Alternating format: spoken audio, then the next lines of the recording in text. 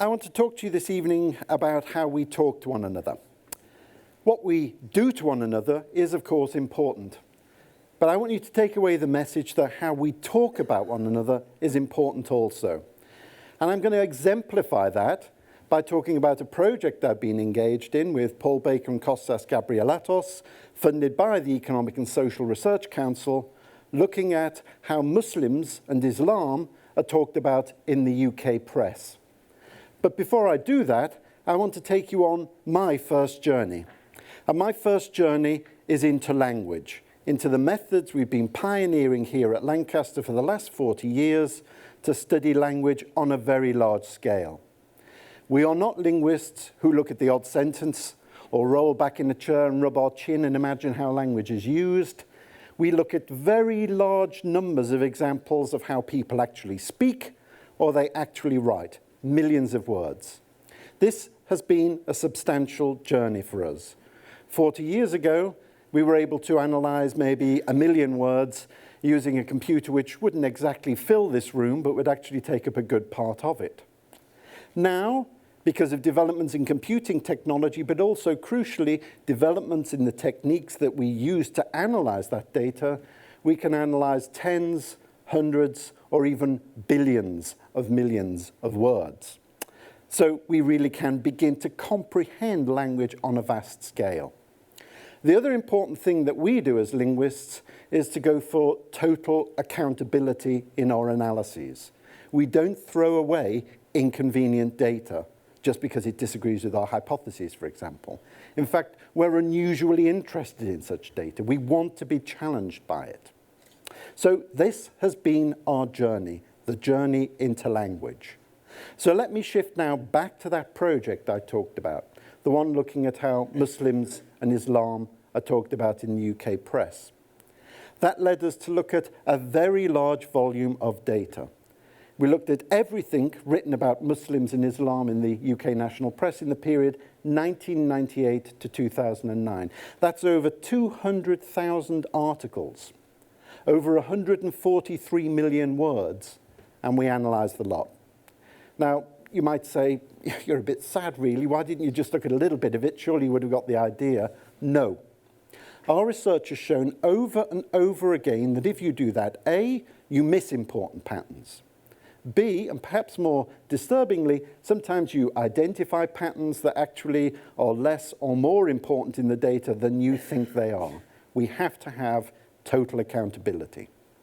Okay, so what did we find out in our journey here into language? Well, we find that in the UK press, there is a powerful link between Muslims and conflict. Now, before any of you think, well, that's understandable, remember that the vast majority of Muslims have nothing to do with violence and conflict whatsoever. Well, you might say, I didn't really mean that. What I meant is newspapers report bad stuff, and if Muslims do bad stuff, newspapers are going to write about Muslims doing bad stuff. Well, maybe you're true. Maybe that's right. Maybe that's true. But let's do a little experiment. Let's look at an example of a Muslim who did good stuff, and even the UK press reports good stuff, and see if they mention the religious identity of the person in that context. The person I'm going to look at is the runner Mo Farah. Of course, in August 2012, he won a gold for the UK at the London Olympics. Really good. Mo Farah has been very clear on record saying that his Muslim identity is central to his performance as an athlete. So we looked at everything that was written in the UK press in August 2012 about Mo Farah, and we tried to get an idea of how often the UK press highlighted his religious identity in that reporting. Now, I'm going to do a show of hands thing here, so I want everybody to participate, otherwise it'll fall flat horribly. I'll give you 3 possible answers to that question that we're asking the data. 3,742 times, 1,648 times, or 23 times. Right, hands up if you think it's the first answer. Okay, hands up if you think it's the second answer. Okay, a few hands there. Hands up if you think it's the third answer. You're absolutely spot on. 23 times. Now, we think that if the UK press is as serious about highlighting religious identities where relevant in good news stories as bad news stories, that should have been much higher. What other things does the UK press say about Muslims and Islam? I'd like to emphasize at this point that actually a lot of reporting about Muslims and Islam in the UK press is perfectly reasonable, balanced coverage. But where it is not, the UK press can fall seriously short of those admirable standards. Before I go through these examples, let me ask you for a moment to imagine, if you're not, that you're a British Muslim and you walk past a newspaper stand on which this headline from the Star is there, and this is a real headline: "The BBC puts Muslims before you." At the very least there, you're going to feel excluded by that you. At worst, you're going to feel that that newspaper is implying that you cannot be part of British society. You cannot, if you like, be an addressee for that sentence. Here are some other examples. Interestingly, one links back very nicely to Linda's talk. It can be implied that if you're a devout Muslim, you can't be normal. Also, Muslim women who choose to wear the veil can be represented as figures of horror. But importantly, of course, for the title of my talk, we find the phrase Muslim world appearing very frequently, over 11,000 times in our data. I can't begin to imagine a phrase which more alienates a group than a phrase which suggests that they're off on a separate planet. And that's what Muslim world does. So where is the Muslim world? Well, I visited it. I didn't need NASA to help me. It's here on this planet, and it's populated by people just like you and me. But a more interesting question is, where did the phrase come from? Now, this takes us on our second journey this evening, and it's a journey through time. The techniques I've talked about, called corpus linguistics, can allow us to study language in the 20th and 21st century. Also, interestingly, of course, if we can access texts from previous periods, it allows us, in effect, to take this textual TARDIS, I call it sometimes, and travel back and see what 19th century attitudes were like, for example. So what were they like? Okay, let's go back to the 19th century first. Well, in the 19th century, when we looked at pretty much the totality of British press output, looking at how it talked about Muslims and Islam, we found it was very similar to the 20th and 21st century. To use an apt phrase, Muslims were mad, bad, and dangerous to know. And again, that strong association with conflict was there. There were some superficial differences. So there was discussion, for example, of Constantinople and the Sultan, or this fellow, the Mahdi in Khartoum, as being the source of all ills, as opposed to, say, Bin Laden in Afghanistan. But nonetheless, the overall message was the same.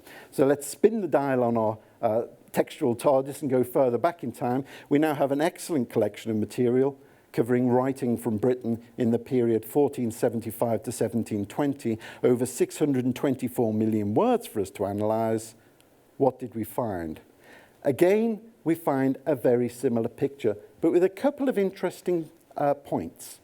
Firstly, in that period, Muslims, papists, so-called in the time, and heathens get bracketed together. Also, interestingly, we finally find the birth of the phrase Muslim world. It occurs in the late 16th century. Interestingly, just as the phrase Christian world, which had been frequent up to that point, starts to fall out of use. Well, this is time travel, so let's step outside this conceptual time travel machine and think about that society and why those things might be like that. Well, of course, by the time you're in the late 16th century, Europe has been in tumult with Protestants versus Catholics for the best part of a century.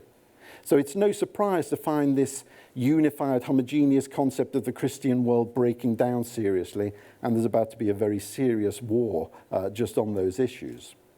Also, with Muslim world, there is this rise of a feared other in the East, the resurgent Ottoman Empire. This great, monolithic, dangerous other gets encapsulated in the phrase Muslim world. And the bracketing of papists together with Muslims? Well, understandable from the context that you would be in Protestant England, in which the papacy and the Muslims probably represented equal threats in your mind. That brings me to the end of my talk and a journey for the future. And the journey for the future is this. Do we really want to be beholden to 500 years of fear and alienation when we use a phrase like Muslim world? Do we actively want to assist those very few Muslims who are hell-bent on violence by alienating the vast majority of Muslims who are not? Therefore, I would say to you, join me in this journey. Take a step. The next time you hear an intolerant use of language, challenge it. That way we can begin a journey towards a more tolerant and inclusive discussion of difference and disagreement in our society, and that will be to the benefit of us all. Thank you very much.